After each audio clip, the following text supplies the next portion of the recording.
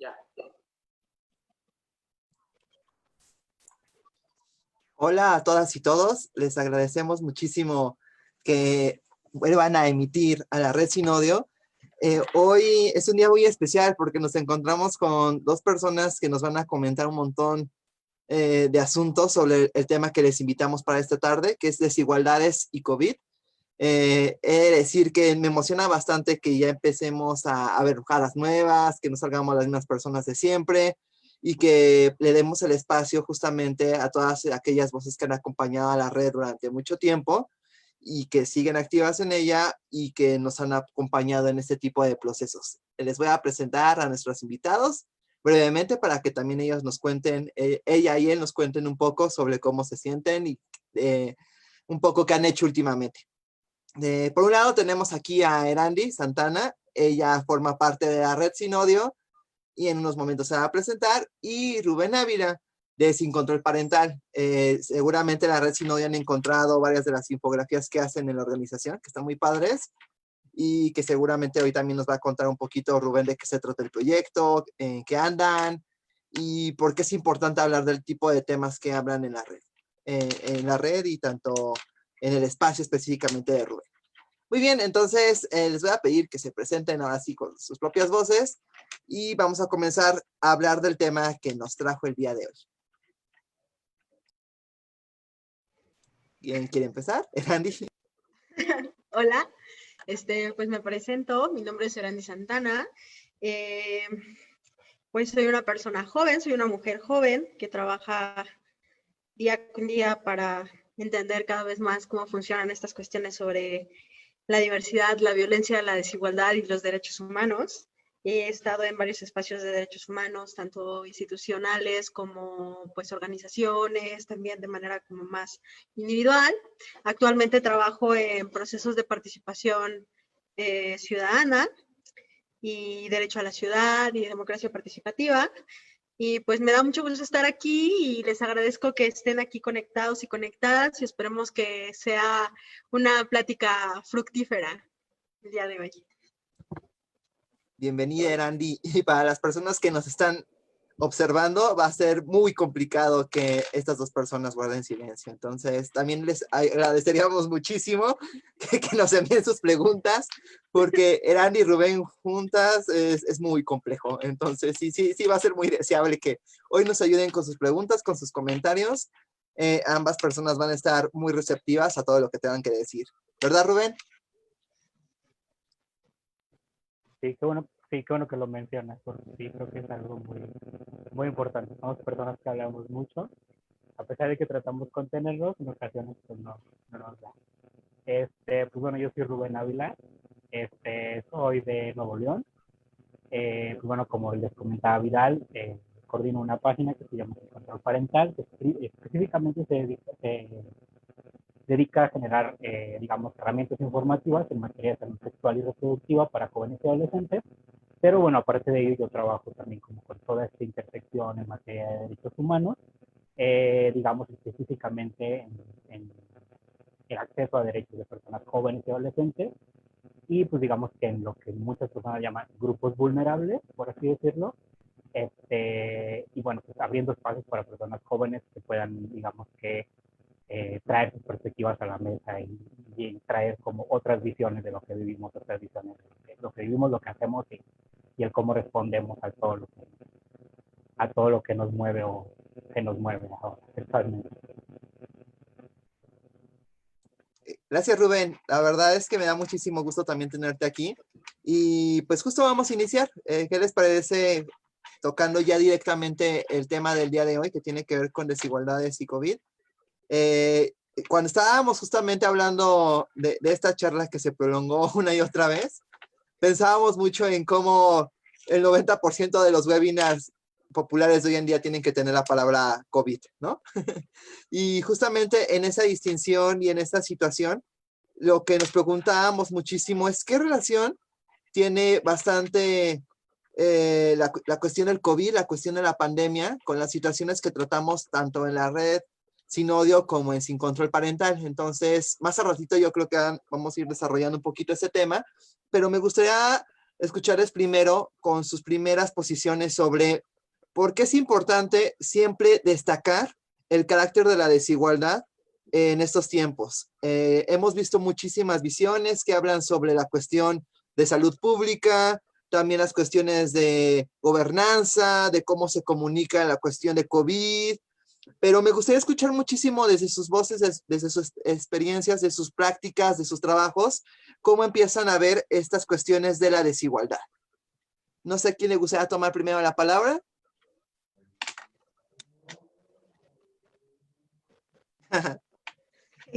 Nos hacemos las serias. Ajá.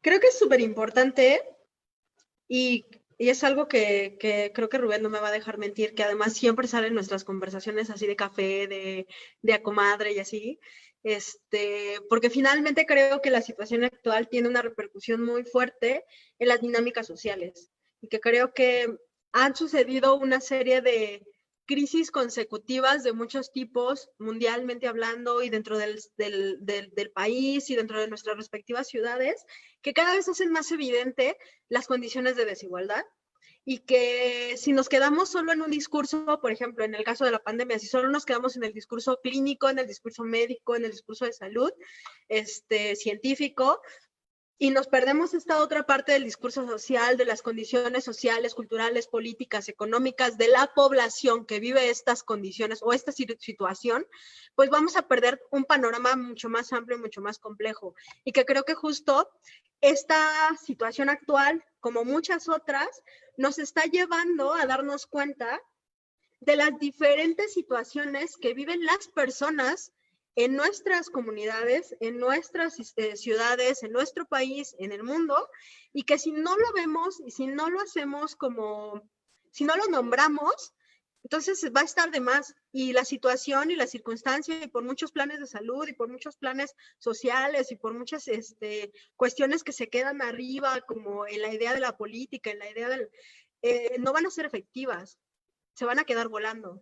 Entonces, por eso creo que es bien importante empezar a poner y empezar a bajar estas discusiones de la desigualdad, estas discusiones de las diversas condiciones que viven las personas a partir de su diversidad, a una realidad mucho más evidente y ligarla con estos otros discursos que son aparentemente más objetivos, como el discurso médico, ¿no? Por ejemplo, pensando en la situación de la pandemia.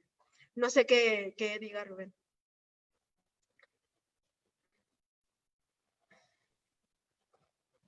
Sí, pues totalmente de acuerdo. De hecho, creo que algo que pasa y trayendo a la mesa este comentario que decía Andy, pues sí nos hemos dado cuenta que en los últimos meses todo es salud y COVID, seguridad y COVID, educación y COVID, papas y COVID, baños y COVID y demás.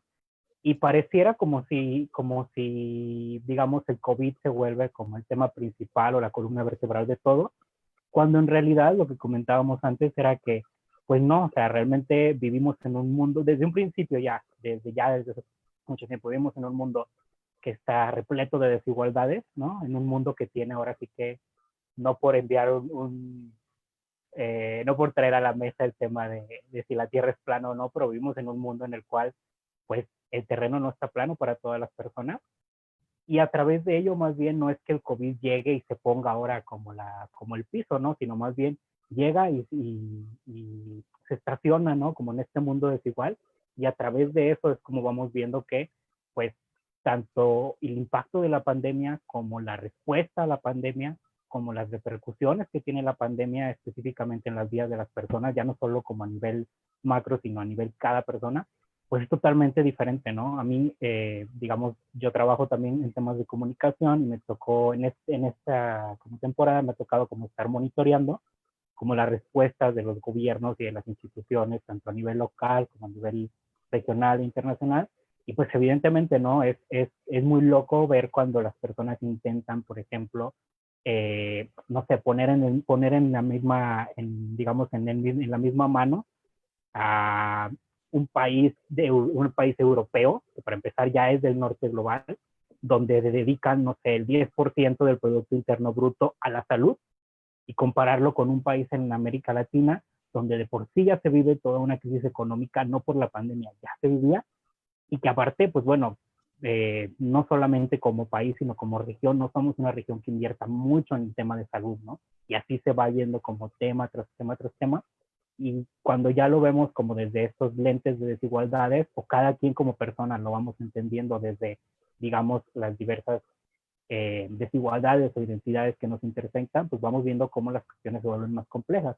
Inclusive en el propio país o inclusive en las propias ciudades. Yo soy de Nuevo León, y si bien Nuevo León pues suele ser esta ciudad que se tiende a ver o que siempre se señala como una ciudad que es industrial, que tiene una posición económica alta, que tiene un nivel de desarrollo alto, pero eso no necesariamente quiere decir que toda la ciudad automáticamente es una ciudad de personas ricas o de personas con estabilidad económica real, ¿no? En realidad lo que sucede es que, pues, tanto la ciudad como más bien el sistema en el que vivimos es donde siempre las respuestas se generan desde la perspectiva de, bueno, pues vamos a responder a lo que la mayoría necesita, aunque algunas pocas no, digamos, no les demos respuesta, y lo que se va sucediendo es que pues, simplemente esta brecha se hace más grande y más grande y más grande y más grande.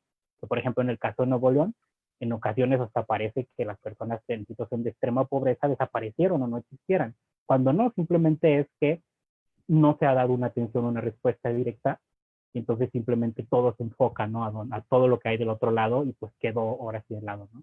Y con la pandemia pasó eso, simplemente, que se intenta dar una respuesta al tema de salud, ¿no? Al tema de que el virus no esté en movimiento, pero no se intenta decir, oye, sí, pero esta respuesta es, ok, que el virus no esté en movimiento, pero al mismo tiempo que el virus no esté en movimiento y se atienda que, por ejemplo, en el sur de México, no todas las comunidades tienen acceso a una clínica, un hospital o siquiera una pequeña enfermería donde se les pueda dar acceso a la salud, ¿no? O a la zona citrícola, por ejemplo, en Nuevo León, donde no van a encontrar las personas un hospital o una clínica a menos que caminen incluso 1 o 2 kilómetros, ¿no? Creo que es como parte de esas desigualdades donde nos damos cuenta que pues en ocasiones el dejarlo todo tan sencillo como decir, bueno, pues híjole, la van a llevar unos poquitos por el interés de la mayoría, como que no necesariamente resulta, y que al mismo tiempo, pues lo vemos y es una respuesta que en ocasiones sucede en otras cosas, ¿no? En este caso, pues el gobierno tratando de administrar o fingiendo administrar, cuando en ocasiones, pues nosotras mismas como personas aplicamos esos mismos enfoques. Y ahí le paro. Está bien intenso lo que dice Rubén, porque justamente me recuerda a uno de los conceptos también de moda, que tiene que ver con infodemia, ¿no? Y se acusa muchísimas veces que hay una gran cantidad de información que puede ser falsa, pero muchas veces cuando hablamos de infodemia no hablamos de la diferencia de lectura y de perspectiva de esa información. Yo, por ejemplo, pues tengo que visitar muchas páginas internacionales o públicas por mi trabajo, me doy cuenta que no toda la información que está ahí provista es como para una persona ciudadana común de diferentes regiones, de diferentes localidades, y se están haciendo algunos esfuerzos, pero pienso en la falta de inclusión en cuestiones de lenguas indígenas, en otro tipo de prácticas, de formas de comunicar. Entonces me gustaría que ahora desarrollen un poquito eso. ¿Cómo ven esta desigualdad, no solamente de facto que ya la acaban de mencionar de manera muy fuerte, que tiene que ver con las diferencias históricas, las territoriales, sino también que tiene que ver con algunas desigualdades que tenemos muy normalizadas, muy naturalizadas, y que me parece que ustedes dos saben ubicar de manera muy precisa? Pues creo que justo lo que mencionas es súper importante, sobre todo hablando sobre todo en esas cuestiones de información y de cómo transmitimos esta información a la gente, cómo compartimos esta información, sobre todo en este momento en donde el uso y el manejo de la información es tan relevante y tan importante porque hace la diferencia en un montón de cosas, que incluso, por ejemplo, los espacios y la forma de dirigirse a la gente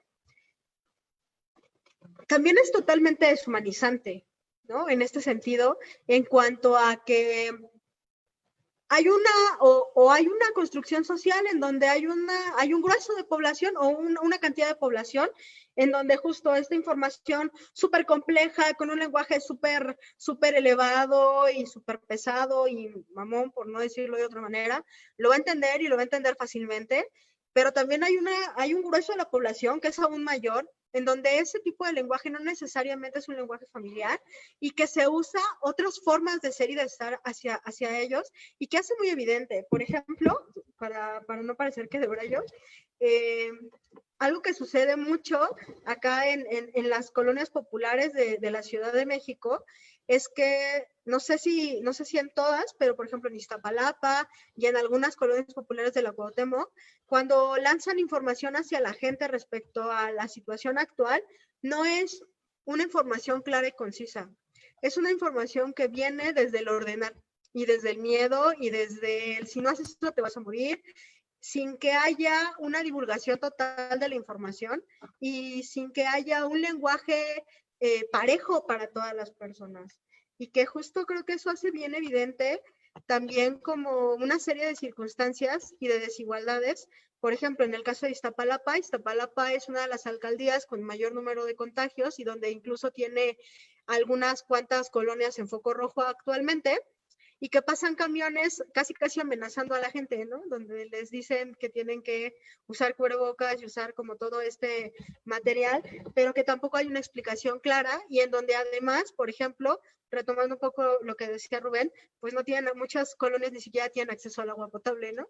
Ni siquiera tienen acceso a servicios básicos y algunas incluso los camiones y el transporte es complicado porque finalmente, aunque sea Ciudad de México, hay partes de la Ciudad de México que siguen estando totalmente conurbadas y totalmente sin acceso a nada. La Magdalena Contreras también es otra de ellas, ¿no? En donde el grueso de la población históricamente pues no ha tenido un acceso total a todos sus derechos, pensando en el derecho a la escolarización, pensando en el derecho al agua, en el derecho a un montón de cosas, y que actualmente se ve transmitida en no saber cómo entender, no es como no entender, no saber cómo agarrar y cómo bajar esa información que está tan diluida y tan mezclada actualmente, ¿no? Y que justo creo que algo que genera, y eso no nos lo van a negar, es que también se hayan hecho muy evidentes estas diferencias en cuanto a las personas que sí saben, que sí entienden, que sí pueden, que se van a salvar, ¿no? Los que están elevados en esta cadena de la selección natural, y aquellas personas que no saben, que no lo van a entender y que no se van a salvar, porque, y ahí vienen una serie de discursos que tienen que ver con ignorancia, con un montón de groserías, ¿no? Que no voy a mencionar aquí, ¿no? En donde prácticamente hay incluso discursos en donde parece como un discurso eugenésico, en donde, bueno, ya que se mueran los que se van a morir porque les toca morirse, porque son pobres, y entonces, pues los pobres finalmente, ¿no? O la gente que no tiene acceso a estos derechos finalmente, pues mejor que se muera, porque, pues, ¿para qué, no? Porque no se cuidan, porque son ignorantes, porque son no sé qué.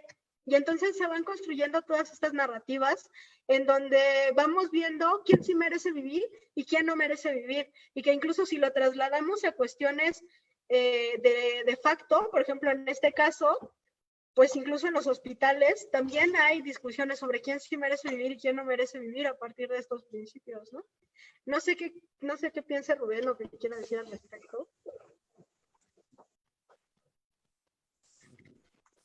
Sí, pues totalmente de acuerdo. O sea, creo que o sea, como hay tanto la perspectiva del tipo de información que se da, como la perspectiva de hacia o sea, de qué forma se da la información, porque, por ejemplo, mucho se ha hablado de que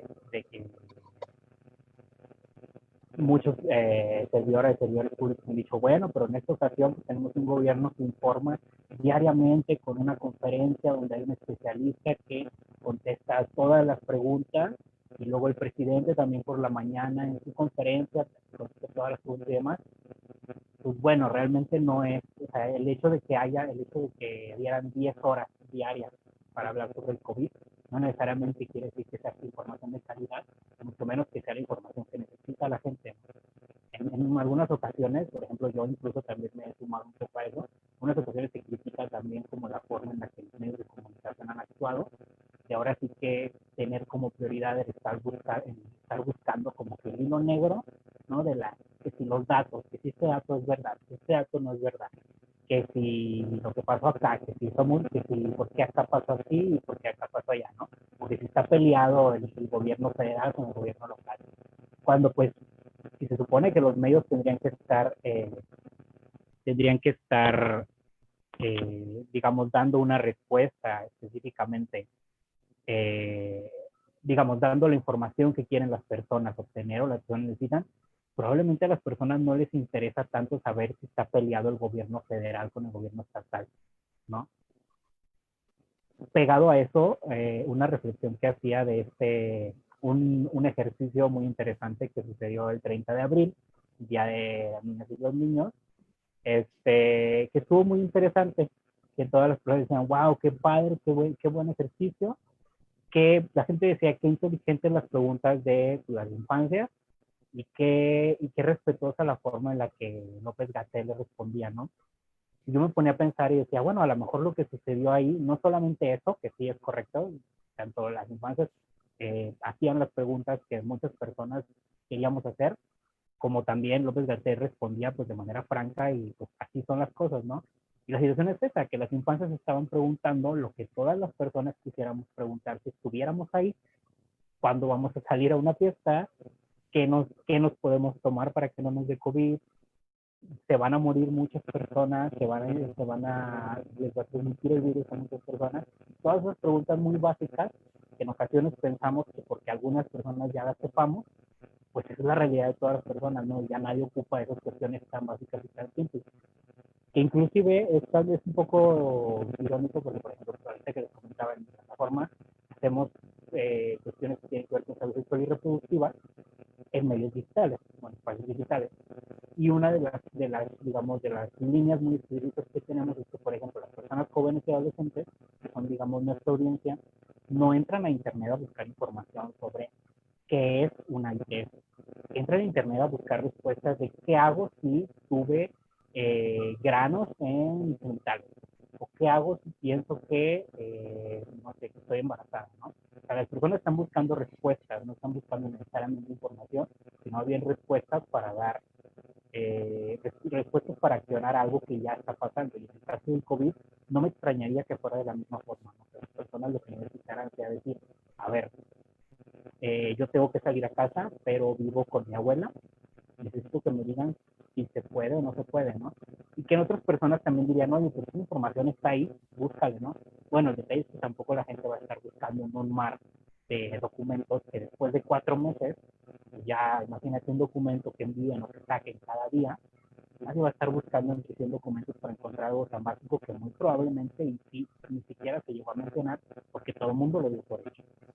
Y después, en el caso de el cómo se da la información, no solo de nuestra cuestión de que haya mucha información pero que no sea correcta, también está el tema de cómo, y que ahorita me lo mencionaba Randy, de cómo se generó esta perspectiva extraña donde otra vez se empezaron a replicar como los estigmas sobre la población, ¿no? Como que, bueno, primero, pues bueno, fue el tema de que, el virus es un virus de personas ricas, ¿no? Entonces, pues no ricas, métanse a su casa. Y luego después, cuando ya el virus está en más fuerte o cuando ya la pandemia está totalmente en el país, bueno, pues ahora la gente que no es rica o la gente en general o la gente, creo que hasta ahorita, nunca escuché que alguien dijera la gente pobre, algún mandatario o alguna servidora pública, no dudo que no lo haya hecho alguien, pero creo que hasta ese momento no escuché tal cual que alguien usara el concepto, pero sí existía como esta recriminación de, a ver, tanto en estados donde aplicaban estas estrategias como súper apegadas a te vas a morir, ¿no? Y estas estrategias del miedo y de sentir miedo en las personas y que no salieran de su casa no por protegerse, sino porque se iban a morir, que tenían que tener miedo de salir de su casa, ¿no? Y luego estaban por otro lado estos gobiernos donde también empezaron a aplicar, pues ahora sí que otra de las viejas confiables que es pues la policía, ¿no? La Fuerza Armada o la Fuerza Judicial y vámonos a las calles y si alguien en la calle le vamos a detener, ¿no? Que por ejemplo también en este caso pues sabemos que los mismos estigmas también son replicados por las fuerzas de seguridad y las fuerzas de seguridad van a detener a una persona que va caminando por la calle, que probablemente iba al camión para ir a trabajar, pero no van a detener a una persona que va en su camioneta, que no llevaba no sé, el cubrebocas, te van a decir, no, esa camioneta está bien. Sí, está bien, tú no, porque tú estás en la calle, tú muy probablemente, tú sí te vas a pasar algo con el coronavirus, ¿no? Los estigmas de siempre. Y luego estaba también estas otras perspectivas o estos otros casos como muy específicos donde también se volvían a replicar, ya no solamente el tema de el no contagiarse de COVID, sino aparte también no traer a la mesa otra vez todos estos temas que ya son un conflicto por mucho tiempo en el país, como por ejemplo el tema de los cuidados, ¿no? o de las labores del hogar, el trabajo del hogar, ¿no? En el cual, por ejemplo, tanto el presidente como el gobernador de Nuevo León, y si mal no me acuerdo, fueron otros dos gobernadores en específico los que yo puntualmente vi, que hacían estos comentarios de, no, pues entonces las mujeres ya saben, quédense en su casa para que puedan cuidar a la familia, porque luego les toca a las mujeres, ¿no? Yo sí me acuerdo que el gobernador de aquí en Nuevo León en un momento incluso dijo, a las empresas les recomiendo por favor que apliquen una medida específica para que las mujeres no vayan a trabajar y tienen que quedarse a cuidar tienen que quedarse a cuidar a sus hijos, a su familia, y tienen que quedarse a limpiar el hogar, ¿no? Y era como de, híjole, o sea, otra vez volviendo a replicar y volviendo a validar todas estas situaciones, ¿no? También, por ejemplo, con las personas adultas, ¿no? Ya sabemos que a las personas adultas no les gusta hacer esto, o no les gusta hacerlo, entonces por favor quédense, porque si no, les va a pasar algo, porque si no, no sé, todas estas cuestiones que ya reconocemos como estigmas y como, digamos, formas muy específicas de pensar que no son las correctas y que al mismo tiempo vuelven no sé, desde mi perspectiva, vuelven a tratar de ver todo muy sencillo y al final de cuentas pues no generar nada, ¿no? Quedar solamente en eso, en ir a resultar un estigma y ya solamente por último, muy cortito, creo que también este tema de la respuesta, como mencionaba Erandi, creo que ahí otra vez le faltó mucho ahora sí que a gobierno, que relativamente sí está dando la respuesta a la pandemia, le faltó mucho de nuevo acercarse a la sociedad civil, que al final de cuentas la sociedad civil ya tiene estas experiencias comprobadas y pues al final de cuentas quien ya conoce el piso, por así decirlo, ¿no? Ya sabe que si el piso está pues movido o no está plano en algún lugar, pues ya sabe cómo caminar en ese piso, ¿no? Que por ahí pudieran haberles dado un poco de respuestas de, oye, ¿cómo podemos llegar, cómo podemos hacer que la información sobre COVID llegue a no sé, a una comunidad que es frontera con Belice, o a una comunidad en el norte que realmente está, digamos, conformada por personas migrantes, ¿no? Como creo que eso fue algo que se pudo haber hecho y que no la tenían tan difícil aparte, pero pues bueno, que al final se quedó ahora sí que solamente como qué bueno que hubiera pasado. Híjole. Y sumando a lo que dice Rubén, ay, perdón, mira.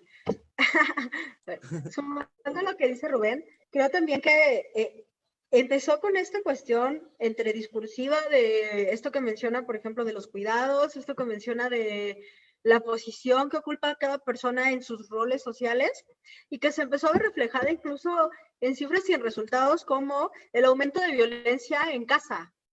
El aumento de violencia en casa hacia las mujeres, por ejemplo.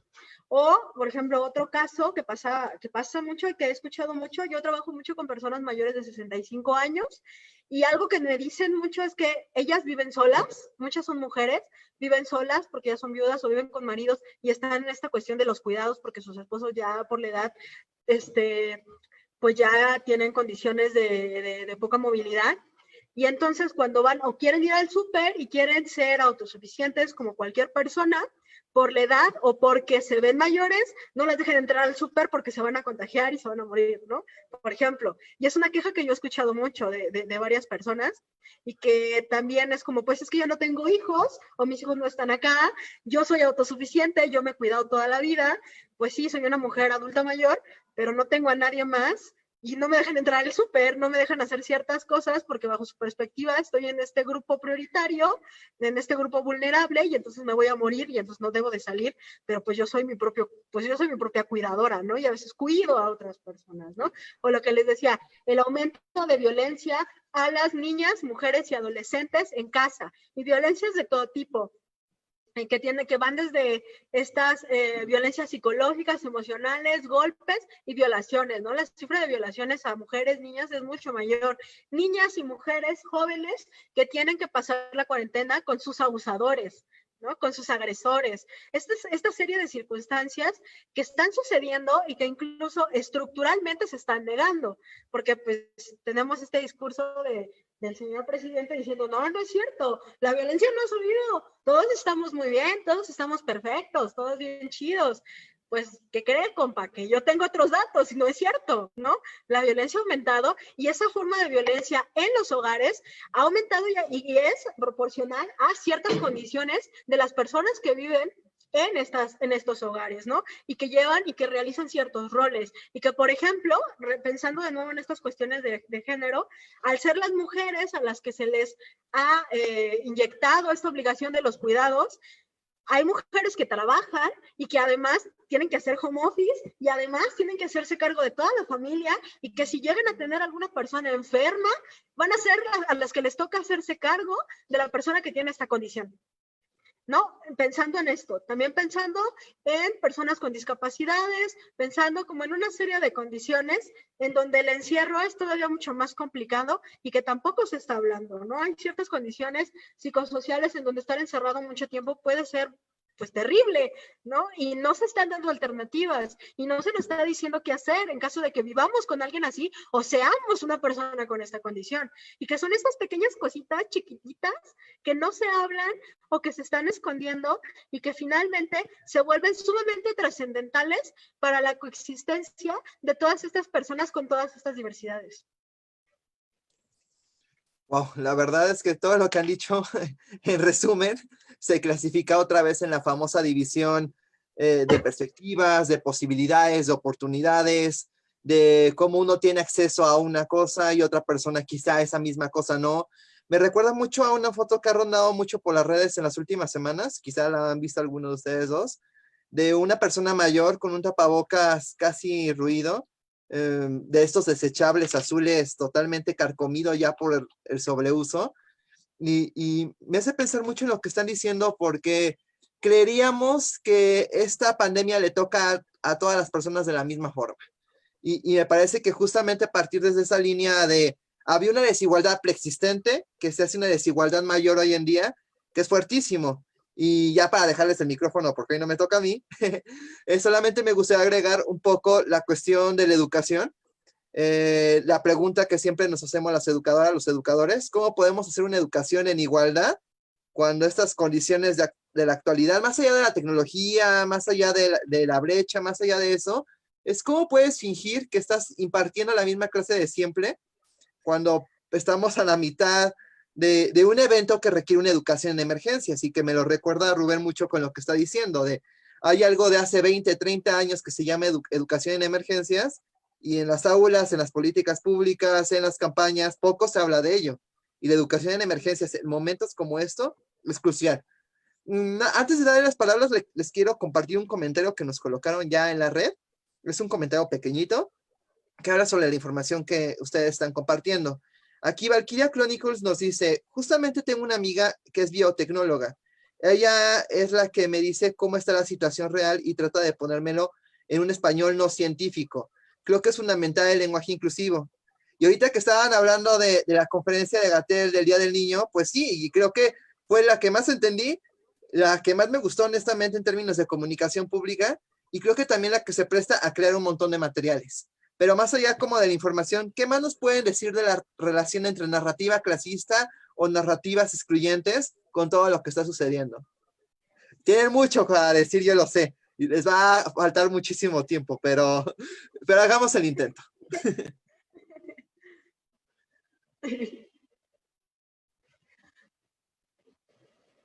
Pues yo también quiero mencionar respecto a esta cuestión de la educación que estás mencionando, agarrándome del tema de educación, algo que hablan mucho estas narrativas o estos discursos es justo como esta idea de, es que la gente no tiene educación. Es que lo que necesita este país es educación para transformar la realidad. Y oh, sorpresa, se los dice una educadora. Dejemos de romantizar la educación.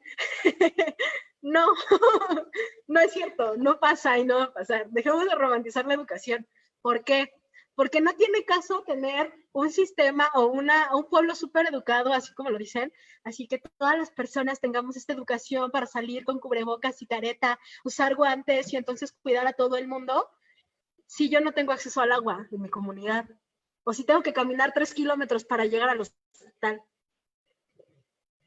Dejemos de romantizar la educación porque esta cuestión estructural es mucho más compleja que educar a la gente.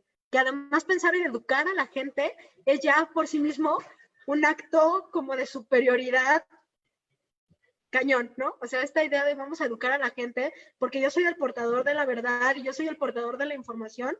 Y yo con el privilegio que tuve de poder entrar a las aulas, te puedo decir cómo debes de llevar tu vida para que todo esté bien y para que este sistema funcione adecuadamente.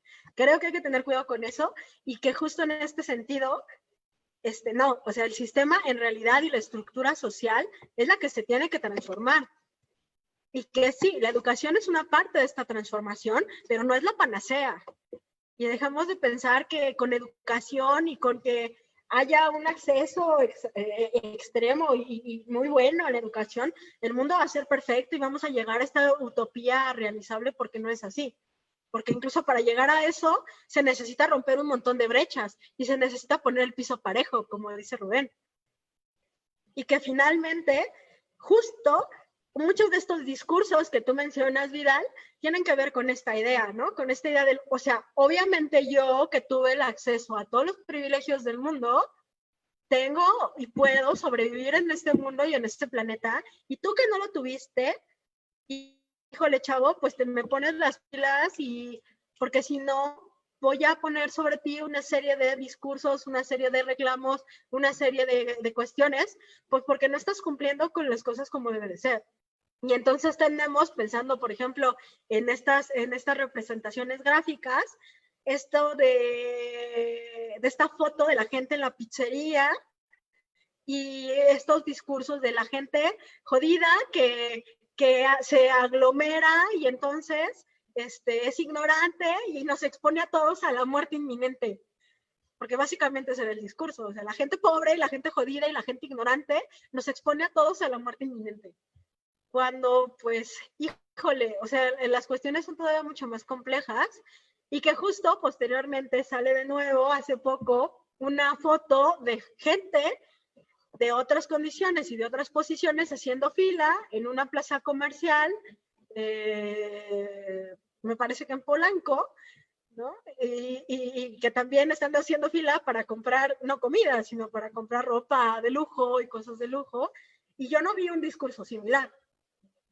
Y que entonces más bien aquí es ir pensando más bien desde estas cuestiones de pisos desiguales, que de esta situación o de esta crisis o de esta pandemia, de estas circunstancias, nos está haciendo mucho más evidentes estos pisos desiguales y que no nos lo está haciendo evidente solamente en esto que les mencionaba hace rato de los ejemplos que les daba, sino también en cuántos discursos clasistas cargamos sobre estas condiciones, porque incluso muchos de estos discursos no vinieron de cualquier persona, vinieron incluso de activistas y de personas defensoras de derechos humanos que tenemos en nuestras redes y que conocemos muy bien y que anduvieron y se andan quejando porque la gente es ignorante, porque la gente es jodida, porque la gente no se expone y que bueno, dicen que son defensores de derechos y que están reproduciendo estos discursos y que creo que algo que nos ha mostrado esta condición, estas circunstancias es que estamos bien introyectados en estos discursos y que finalmente lo seguimos reproduciendo bien cañón y que cuando entramos en estas condiciones de crisis nos volvemos así como la distopía en donde sale lo peor de nosotros y nos damos cuenta qué tan insertos estamos en las dinámicas de violencia y cómo formamos parte de ellas.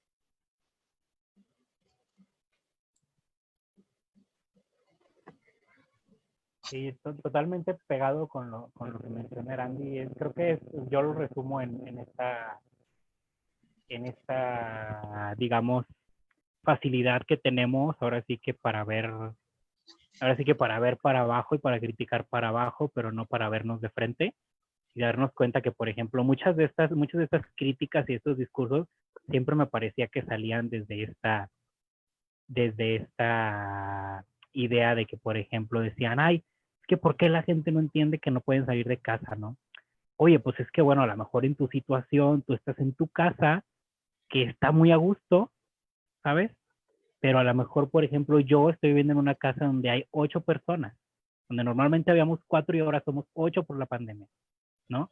Porque teníamos que venir a cuidar a mi abuela, ¿no? O porque teníamos que venir alguien a la casa, ¿no? O algo por el estilo.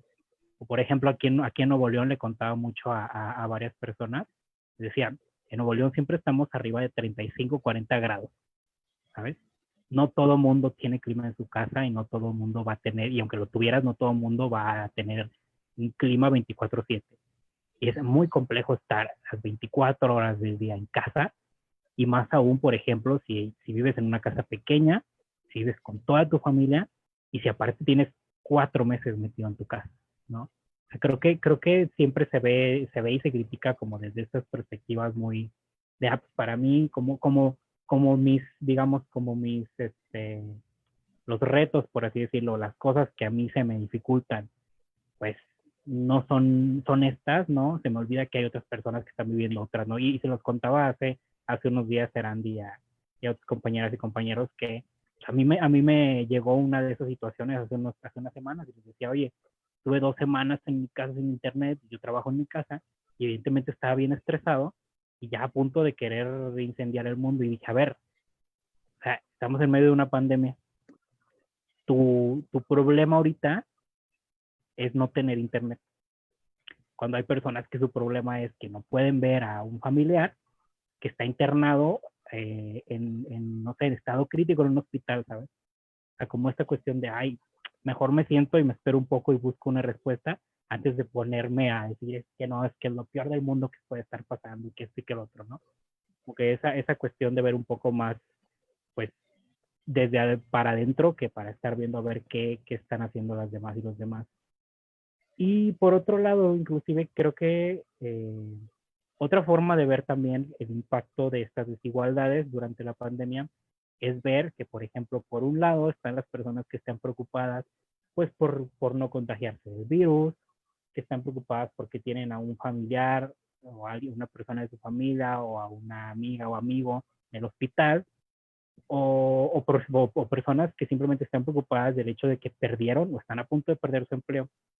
Cuando del otro lado podemos ver personas que están preocupadas, por ejemplo, y no es tampoco como por ir a atacar específicamente, pero por ejemplo, pues me parece muy incorrecto y muy irrelevante que en los congresos, por ejemplo, estén tomando decisiones en otras agendas y en otras situaciones en este preciso momento cuando nadie se está enterando y cuando nadie tiene, digamos, ni el tiempo ni la posibilidad de estar poniendo 100% atención a lo que esté pasando ahí, ¿no? No quiere decir que todo el mundo, la gente siempre esté poniendo mucha atención, pero sí me parece conflictivo que, pues, las prioridades, inclusive también, por ejemplo, en estos espacios donde se toman decisiones importantes, sean otras totalmente diferentes, simplemente por el hecho de que, pues bueno, ahorita como quiera, todo el mundo está centrado en la pandemia, pues deja a todo el mundo en la pandemia y acá hacemos un borlote, ¿no?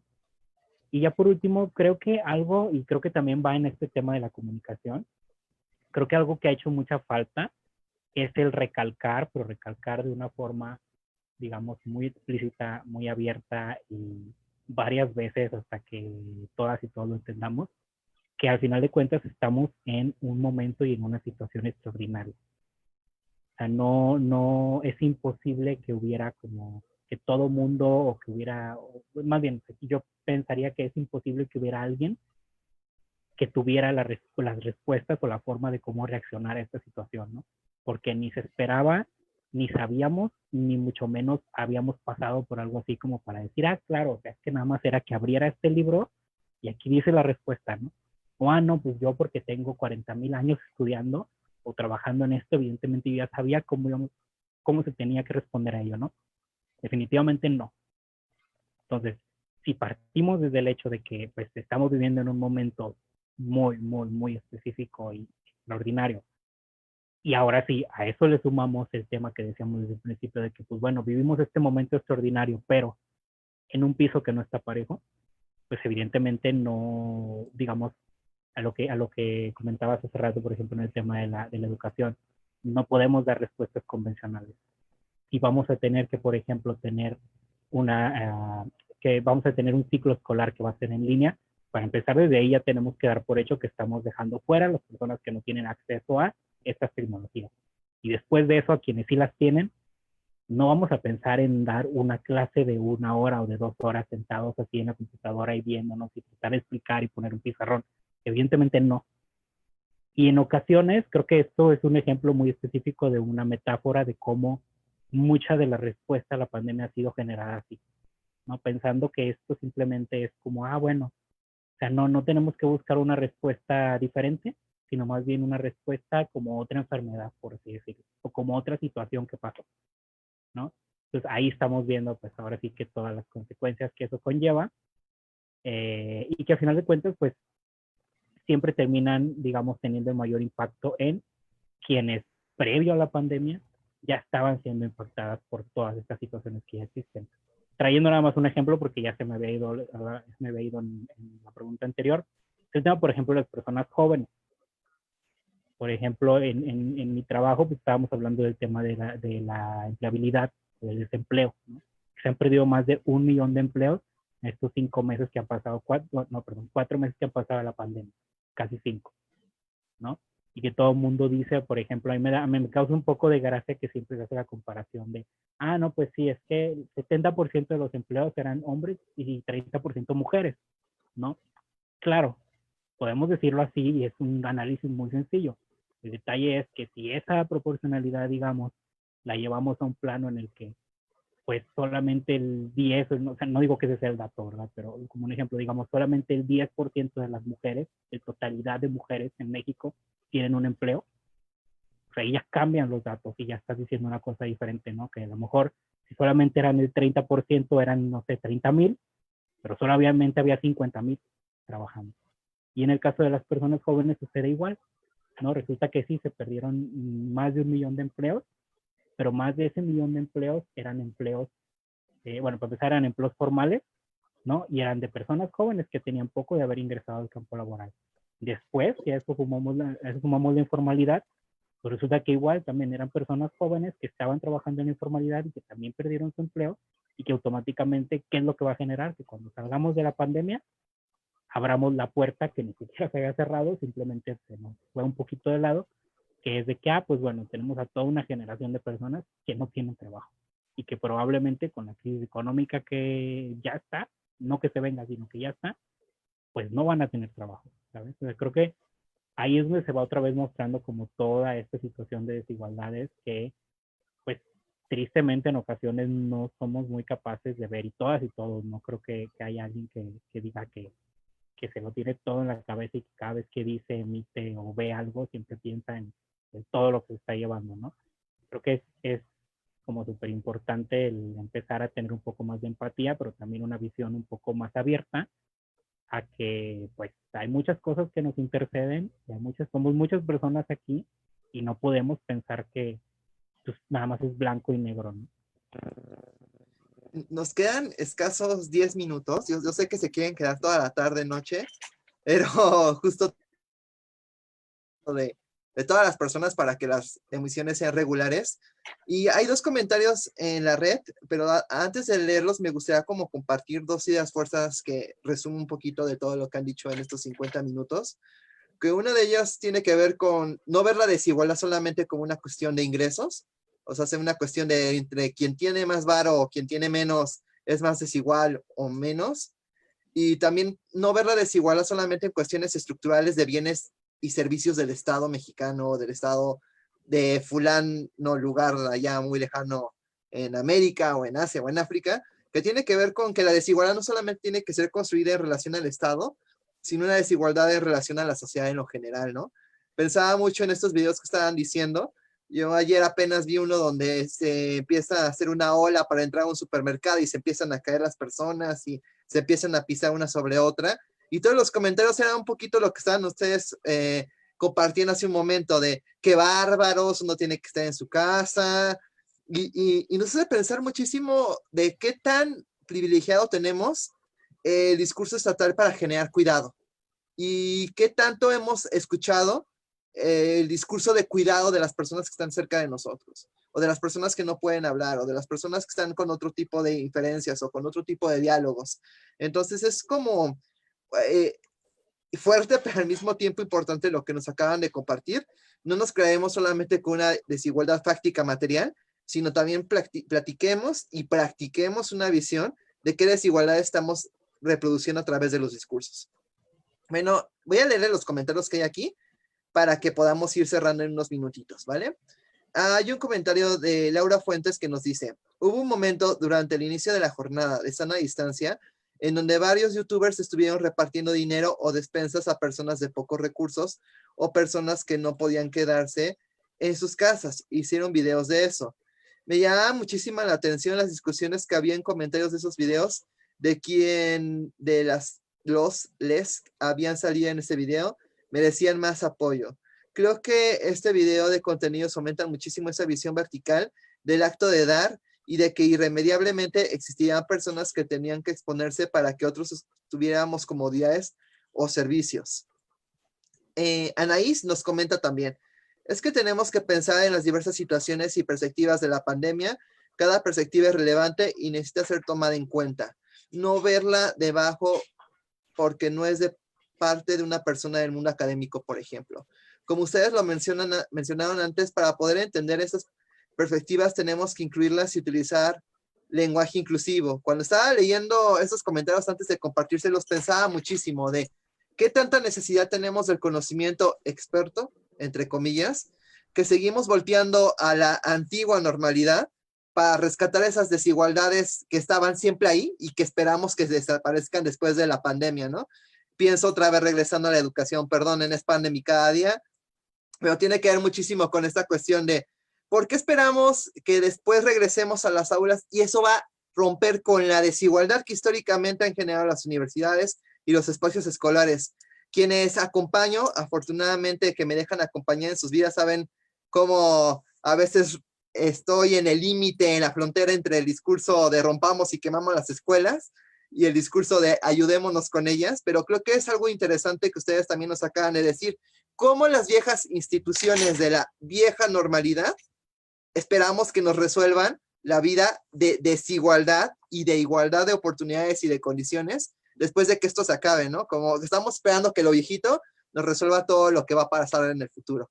Y bueno, ya, me callo y dejo que acá Rubén y Erandi nos den sus últimos minutos compartiéndonos sus conclusiones, experiencias, resúmenes, resonancias de los contenidos.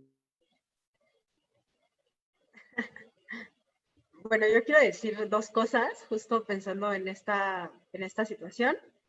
La primera, y eso es algo que decimos muchísimo en el sinodio y que es de las primeras cosas que aprendemos y es como cosas que nos quedan aquí, que es cuidado con esos discursos de odio que están disfrazados de discursos de amor, como estos discursos en donde se romantiza la desigualdad, se romantizan estas desigualdades y que me hace mucho clic con lo que dice Lau respecto a esta idea de, y que eso también se ha visto mucho últimamente, como el niño que sale a la calle buscando internet para que pueda estudiar en tiempos de COVID es un luchador, ¿no? La abuelita, porque además la abuelita o el abuelito, ¿no? Este discurso de la abuelita y el abuelito que todos los días atraviesa 3 kilómetros para ir a cuidar a sus nietos en tiempo de COVID, que además no solo ese tipo de COVID, es siempre, pero que, o sea, termina siendo esta romantización de estas desigualdades en donde el niño no tendría por qué salir a la calle para buscar internet, ¿no?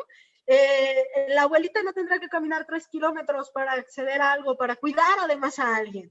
La persona que trabaja en ciertas circunstancias no tendría que vivir esas circunstancias, ¿no? Así como se quedó sin trabajo y ahora vive en la calle cantando y es un luchador. No, güey, no es un luchador, es una persona que está siendo víctima de un sistema que está siendo totalmente desigual con ella, Dejemos de romantizar eso y dejemos de ponerle flores a las condiciones pues, de injusticia y de desigualdad que vivimos. Porque si lo romantizamos y le ponemos flores, las condiciones van a seguir perpetuando y vamos a formar parte de esa, pues de que sigan estas dinámicas, ¿no? Entonces, creo que también pasa mucho mediante estas visiones verticales del yo apoyo al pobre porque yo puedo hacerlo, entonces yo soy un santo, que termina siendo esta cuestión y termina siguiendo esta idea de la romantización. Qué buena onda, le está dando de comer al pobre viejito de la calle, güey. No, o sea, finalmente estás poniendo tu privilegio sobre otros. Y estás haciendo evidente esa desigualdad mediante pues el lujo de tu privilegio, sobre todo de manera pública, porque pues, finalmente lo terminan haciendo de manera pública. No creo que salgan a darle de comer a la gente porque tengan buen corazón y buena voluntad, porque tiene buen corazón y buena voluntad y que trabaja apoyando y acompañando estos procesos, no lo cacarea. Y si lo cacarea, no lo hace mediante el yo, sino lo hace mediante el vamos a sumarnos muchos para cambiar esta estructura, que creo que es diferente. Entonces, le pegó la pedrada a algún activista, perdón. Y por otro lado, también hay que pensar en que las estructuras ya no pueden ser las mismas. Es el siglo XXI, el futuro es hoy, viejo. No, o sea, es este punto y estas ideas que como dice Rubén, que como dice Vidal, la que ya no podemos pensar, por ejemplo, en estructuras educativas en donde estemos 3 horas frente a una pantalla hablando de un tema a los alumnos, porque perdón, el alumno se te va a dormir. La forma de aprendizaje no es así, no estamos en las aulas. De hecho, ni siquiera en las aulas deberíamos estar 3 horas hablándole a los alumnos como locos. No son soliloquios, es educación, es compartir y construir conocimiento, ¿no? Por ejemplo, la forma en la que trabajamos también tiene que cambiar. Los horarios laborales, los horarios, ya dijo que sí, los horarios laborales, la forma en la que nos movemos, la visibilización de estas otras condiciones de la gente que no puede parar, porque hay partes de las ciudades y de las ciudades en donde la gente no puede parar, quienes hacen la limpieza, el personal de salud, ciertas personas que se dedican a ciertos cuidados, ese personal no puede parar. Y no es por gusto, no es, yo no puedo hacer home office y limpiar la ciudad, pensando, por ejemplo, en el sistema de limpieza, ¿no? O sea, la ciudad no se limpia mediante home office.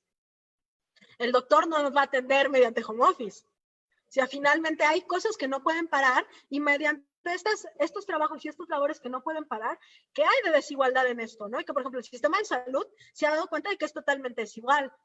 Y pensando, tengo muchos compañeros médicos, amigos, colegas médicos, su sistema de salud es totalmente desigual en cuanto a el propio personal interno. Ser estudiante médico no es lo mismo que ser un médico de renombre y las condiciones incluso de riesgo para ellos son mucho mayores.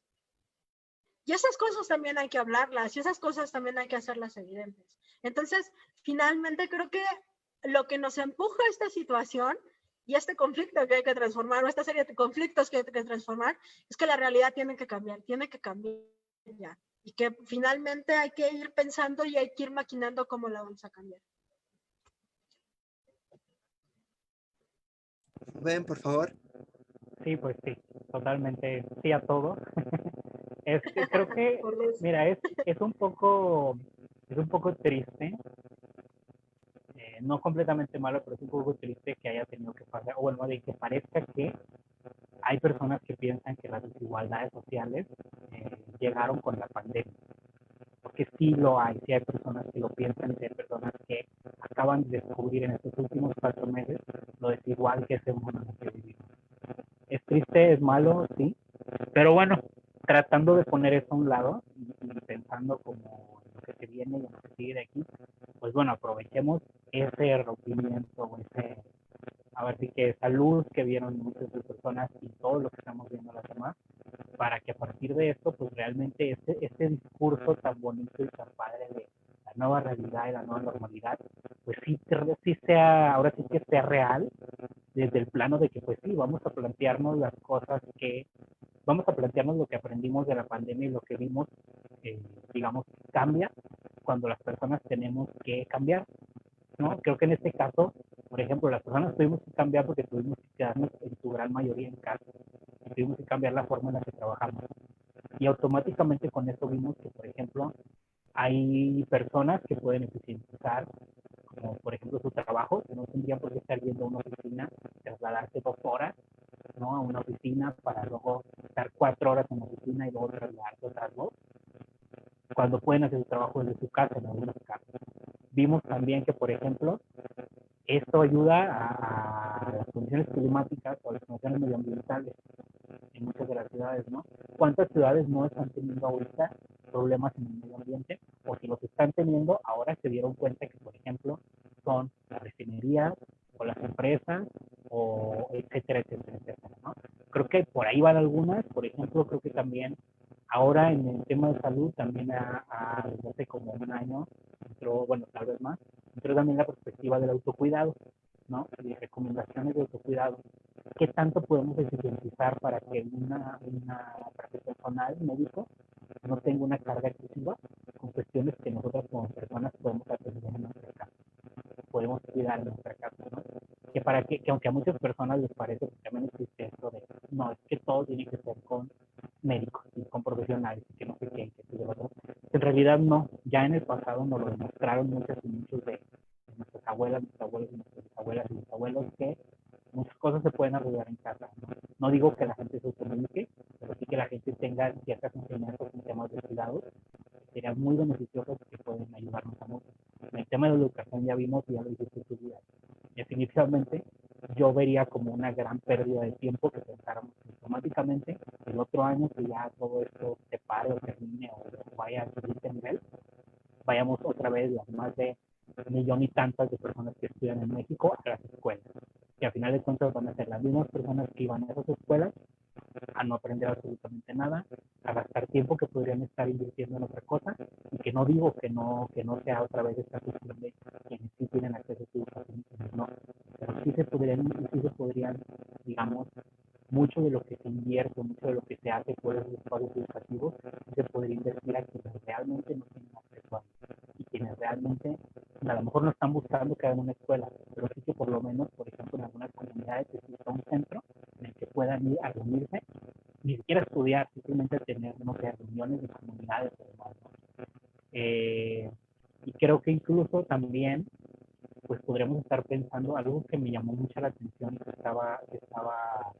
que leí como experiencias de tanto de México como de otros países, era en el tema también de la organización, digamos, comunitaria, ¿no? Hay que pensar también cómo podemos organizarnos como comunidades, como barrios, como colonias, como distritos, etcétera, etcétera, simplemente con las personas a nuestro alrededor, para dar respuesta a las necesidades que tenemos, porque en ocasiones pues, se piensa que pues no se puede, ¿no? O que existe todavía como estas creencias de los pleitos y los vecindarios y demás, cuando por ejemplo en esta cuestión de la pandemia pues se vieron muchos casos en donde pasaba esto de, no, pues también se vieron casos malos, evidentemente, pero también había otros donde decían, no, pues la señora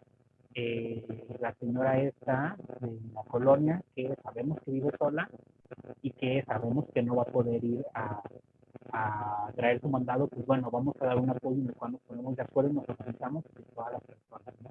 O bueno, oigan, no queremos que las personas de la basura tengan que pasar cada 3 días, bueno, vamos a organizarnos y cada quien le va a tocar una vez a la semana, ¿no?